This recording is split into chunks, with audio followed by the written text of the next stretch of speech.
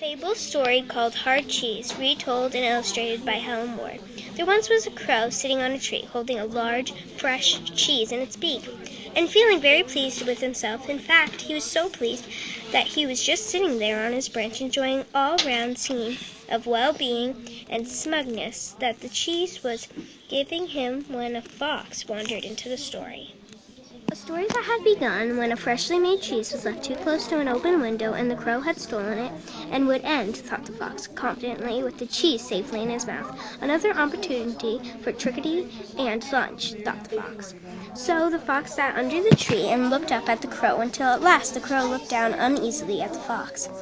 "I was just admiring your particularly fine feathers," said the fox. "Have you discovered any new backbone on your travels? Your eyes seem particularly bright, too, and as for your toes, so dark, so shiny, and your beak gleaming in the sunlight, so perfectly set off by the creamy whiteness of whatever that is you're holding up. Quite magnificent." The crow was becoming more astonished and pleased with himself by the moment. "And," continued the fox, "a little bird was saying only this morning that you're not just a pretty face. I was told you can sing beautifully, too. In fact, I understand that you have the most remarkable singing voice for miles round, and that you can move an audience from tears to laughter in a single note." Here the fox thought he had better stop, only adding, "How I would love to hear that magnificent voice of yours. It would be a privilege, a private performance, a mere verse or two."